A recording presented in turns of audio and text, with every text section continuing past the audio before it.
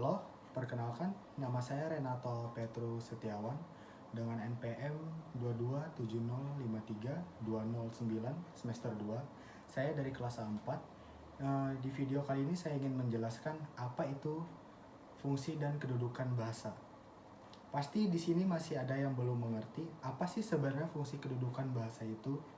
Fungsi itu berfungsi sebagai sarana pemersatu berbagai suku bangsa dan sebagai sarana komunikasi antar daerah, antar budaya, daerah yang ada di negara tersebut. Bagi kita, manusia, fungsi menjadi peranti utama dalam hal berkomunikasi dan berinteraksi dengan sesamanya.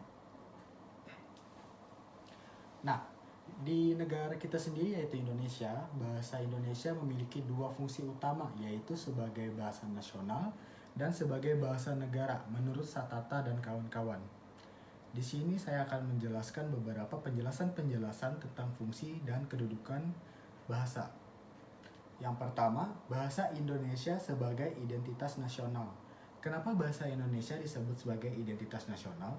Karena bahasa Indonesia terbukti dengan digunakannya bahasa Indonesia dalam butir-butir Sumpah Pemuda sebagai identitas nasional para duta besar, kementerian, luar negeri, presiden, dan lain-lain wajib menggunakan bahasa Indonesia ketika berpidato untuk merefleksikan kepentingan nasional Indonesia.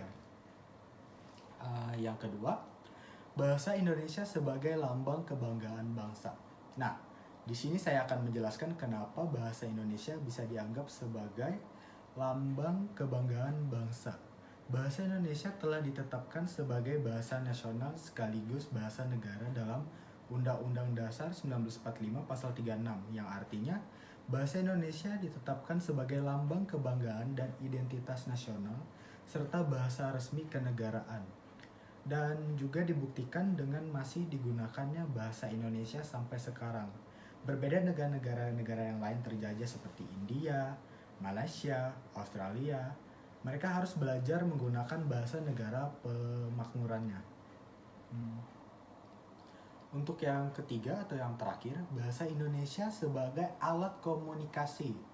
Kedudukan bahasa Indonesia sebagai bahasa nasional dapat dibuktikan dengan digunakannya bahasa Indonesia dalam berbagai macam media komunikasi, contoh buku, koran, acara televisi, radio, website, dan lain-lain.